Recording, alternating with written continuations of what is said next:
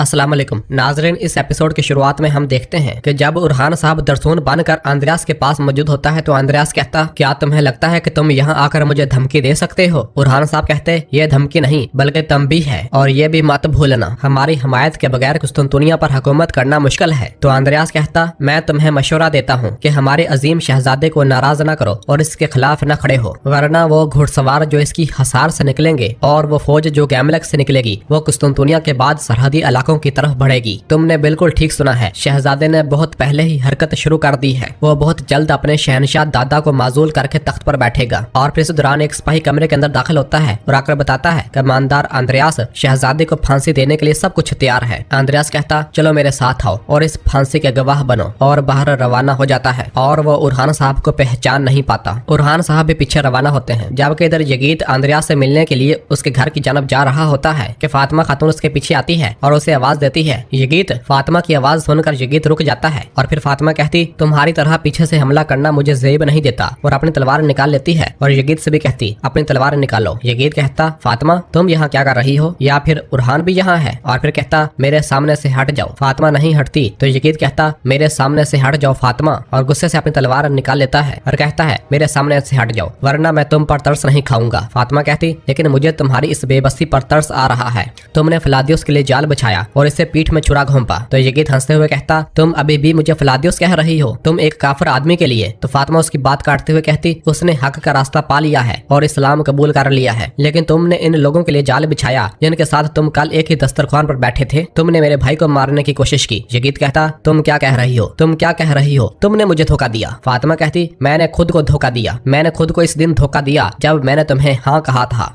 तो यगीत कहता, यह सब कुछ तुम्हारी वजह से है, अगर हमने शादी कर ली होती। फातिमा कहती, तो कुछ भी नहीं बदलना था। क्या तुमने सुना, तुम गद्दार हो और एक बुज़दिल गद्दार। और ये कहते साथ ही यगीत पर हमलावर हो जाती है और दोनों एक दूसरे से लड़ने लग जाते हैं और एक दूसरे के ऊपर ताबड़तोड़ हमले करते हैं। लड़ते हुए यगीत अपनी तलवार फातिमा की गर्दन पर रखने में कामयाब हो जाता है और उसकी तलवार छीन लेता है और उससे कहता, अगर उन्हें मालूम हो गया कि उरहान आज यहाँ आया है तो ये जगह तुम सब की कब्र बन जाएगी। इस दौरान फलादियुस वहाँ पहुँच जाता है और कहता है, फातिमा, और यगीत की जानब भागता है। तो यगीत फातिमा को छोड़कर आगे की जानब भागने लग जाता है। फलादियुस फातिमा के पास आता है और पूछता है, क्या तुम ठीक हो, क्या उसने तुम्हारे साथ कुछ किया? फातिमा कहती, मैं ठीक हूँ, फिक्र मत करो, उससे मेरे भाई के आने का पता चल गया है, वो आंद्रियास को बताने गया है, हमें इसके पीछे जाना चाहिए फलादियुस। तो फलादियुस यगीत के पीछे भागता है, जबकि इधर यगीत एक सीढ़ी के जरिए छत पर चढ़ जाता है। फलादियुस जैसे ही पीछे आता है तो यगीत उस सीढ़ी को जमीन पर फेंक देता है। फलादियुस कहता, नीचे उतरो यगीत, नीचे उतरो बुज़दिल। तो यगीत कहता, जब तुम्हारे पास वक्त है तो एक दूसरे को अलविदा कह लो, आज तुम दोनों के लिए अलविदा का दिन है। जबकि फातिमा भी वहीं पहुंच जाती है और यगीत वहां से भाग जाता है। और फिर फलादियुस फातिमा से कहता, फातिमा मोहतात रहना। फातिमा कहती, तुम भी मोहतात रहना, और फलादियुस यगीत के पीछे भागता है। जबकि इधर चौराहे में सब लोग नारे मार रहे होते हैं, इसे मार दो, वो गद्दार है, वो गद्दार है, इसे मार दो। और फिर कमांडर आंद्रियास भी बाहर आ जाता है और शहजादी के पास आकर उससे कहता, सुनो वो लोग क्या कह रहे हैं, जैसा कि तुम देख सकती हो सिर्फ मैं ही नहीं हूँ जो तुम्हें मारना चाहता हूँ, अगर मैं इन्हें इजाजत दे दूँ तो ये गुस्से में भरी हुई भीड़ तुम्हें मार देगी। स्पोर्चा कहती, ये तुमने किया है, तुमने इनसे झूठ बोला और मेरे लोगों को मेरे खिलाफ भड़काया। आंद्रियास कहता, ये तुम्हारी बेबसी का सबूत है, मैंने तो बस इनकी आंखें खोली हैं। स्पोर्चा कहती, मेरे लोग जो मुझे मारना चाहते हैं, क्या तुम्हें लगता है कि वो तुम्हें जीने देंगे? आंद्रियास, मुझे फांसी देने से तुम जन्नत में नहीं जाओगे। आंद्रियास कहता, तुम ऐसा कहती हो, गौर से देखो, तुम्हारे पास दूसरा मौका नहीं होगा। और फिर फांसी घाट पर चढ़कर सब लोगों से मुखातब होकर कहता है, ए रोमा के लोगों, माजी में रोमा का शहरी होना एक आजाज था, लेकिन अब ये खजानों का एक ऐसा समुंदर है जो दुश्मन की भूख को बढ़ाता है, तो इसका जिम्मेदार कौन है? स्पोर्चा और इस जैसी नाकाम हस्तियां। तो सब लोग कहते, इसे मार दो,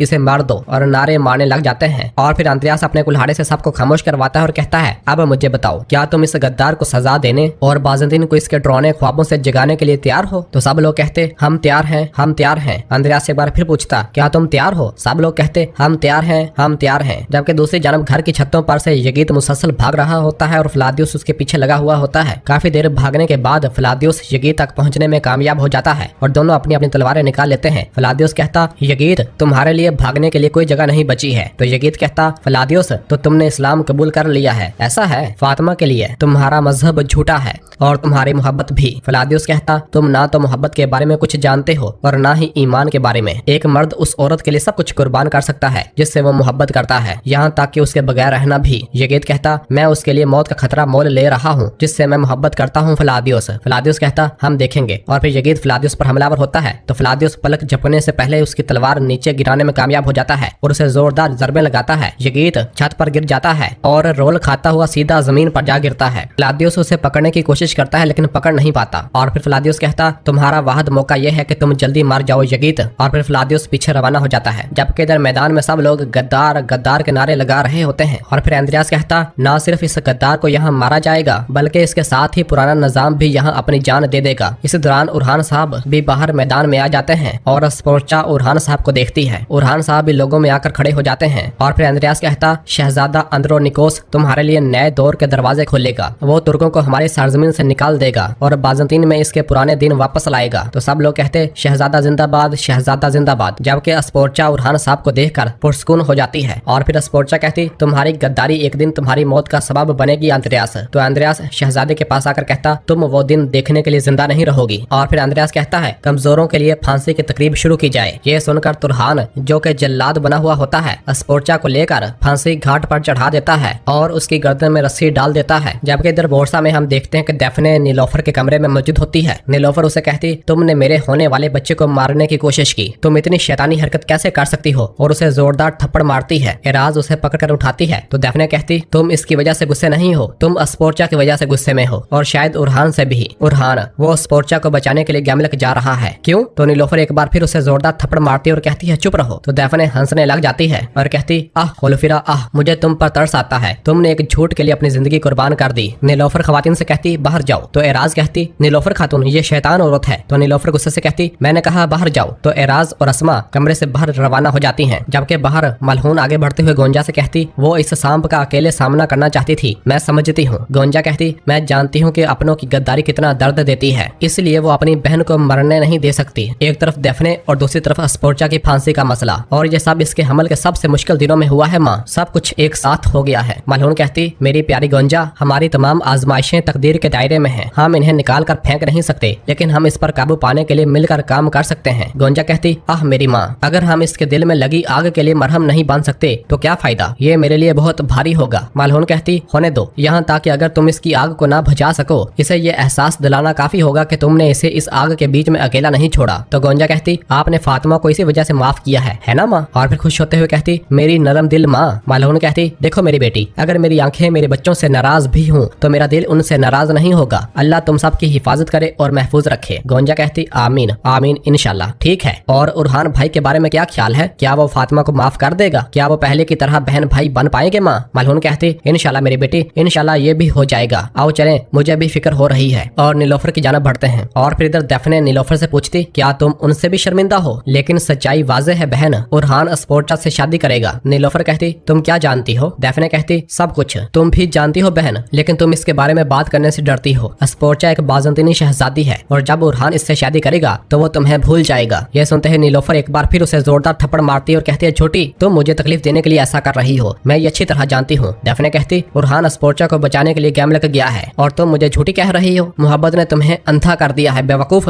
नीलोफर कहती, मैंने तुमसे कहा चुप रहो, और उसे धक्का देती है और फिर उसकी गर्दन दबोचते हुए कहती, झूठी शैतान, मैं तुम्हें मार दूंगी, मैं तुम्हें मार दूंगी झूठी शैतान। जब नीलोफर डेफने का गला दबा रही होती है तो डेफने नीलोफर को एक जोरदार टांग मारती है। नीलोफर जमीन पर जा गिरती है और वो अपने पेट पर हाथ रखते हुए कहती, मेरा बच्चा, मेरा बच्चा, और दर्द से कराहने लग जाती है। डेफने फौरन उठती है और पीछे से जाकर नीलोफर की गर्दन घूंटने लग जाती है, जबकि नीलोफर अपने आप को छुड़वा नहीं पा रही होती। जबकि इसी दौरान बाहर से मलहून और गोंजा नीलोफर के कमरे की जानिब आते हैं। एराज और अस्मा को बाहर देखकर मलहून पूछती, नीलोफर कहाँ है? एराज कहती, अंदर है। गोंजा कहती, क्या तुमने उसे अकेला छोड़ दिया? और फौरन कमरे में दाखिल होते हैं तो देखते हैं कि डेफने ने नीलोफर की गर्दन को दबोचा हुआ होता है। ये देखते साथ ही मलहून अपना खंजर निकालती है और पीछे से डेफने को दे मारती है और डेफने जमीन पर गिर जाती है। मलहून और गोंजा भागकर नीलोफर को पकड़ती हैं और पूछती हैं, नीलोफर क्या हुआ है? नीलोफर रोते हुए कहती, मेरा बच्चा, मेरा बच्चा। मलहून और गोंजा उसे तसल्ली देती हैं और कहती हैं, कुछ नहीं हुआ, कुछ नहीं हुआ, तुम ठीक हो जाओगी, परेशान ना हो। जबकि नीलोफर रो रही होती है। जबकि इधर गैमलक किले में हम देखते हैं कि जब रस्सी शहजादी स्पोर्चा की गर्दन में डाल दी गई होती है और नीचे से मेज निकालने का इंतजार किया जा रहा होता है तो उरहान साहब और उनके सिपाही होशियार हो जाते हैं। एंद्रियास स्पोर्चा से कहता, अपने आखिरी अल्फाज कहो। तो स्पोर्चा कहती, तुम इस अंजाम से बेखबर हो जो तुमने इस गद्दारी से अपने लिए लिखा है, तुम और तुम्हारा शहजादा अपने ही खून में डूब जाओगे। एंद्रियास कहता, अगर ऐसा हुआ भी तो तुम ये नहीं देख पाओगी, मैं तुम्हें खुद मारूंगा। और जैसे ही मेज निकालने के लिए आगे बढ़ने लगता है तो पीछे से उरहान साहब अपनी तलवार निकालते हुए कहते, सिपाहियों। तो उरहान साहब और उनके सिपाही बाज़ंतीनियों पर हल्ला बोल देते हैं और उनसे लड़ने लग जाते हैं। अब्दुर्रहमान और खलील भी अपने असली रूप में वापस आ जाते हैं और और एक एक करके बाजंतरियों को मौत के घाट उतारना शुरू कर देते हैं। जबकि एक घर की छत से फ्लादियोस भी बाहर निकल आता है और कहता है थोड़ी देर और शहजादी, और अपने कमान से तीर खींचता है। जबकि इधर अंद्रयास अस्पोर्चा के पांव के नीचे से मेज खींच डालता है और फ्लादियोस अपना तीर अंद्रयास को दे मारता है। अस्पोर्चा लटकना शुरू हो जाती है। ये देखकर उरहान साहब फौरन भागते हुए अस्पोर्चा के पास आते हैं और अपनी तलवार से उसकी रस्सी काट डालते हैं। अस्पोर्चा जमीन पर गिर जाती है। उरहान साहब उसे पकड़ते हैं। अस्पोर्चा उरहान साहब की जानब देखती है और कहती है उरहान तुम आ गए, तुम पहुंच गए। उरहान साहब कहते हाँ मैं पहुंच गया अस्पोर्चा, और दोनों एक दूसरे की जानब देखते ही चले जा रहे होते हैं। और नाजरीन इसी जगह पर एपिसोड खत्म हो जाती है। कैसी लगी आपको इस एपिसोड की कहानी, कमेंट में अपनी राय का इजहार करें। वीडियो को लाइक कर दें और जिन दोस्तों ने अभी तक चैनल सब्सक्राइब नहीं किया वो जल्दी से चैनल सब्सक्राइब कर दें और बेल आइकन घंटी वाले निशान को भी प्रेस कर दें ताकि आने वाले एपिसोड्स आपको आसानी मिल सकें। दुआ में याद रखें। अल्लाह हाफिज।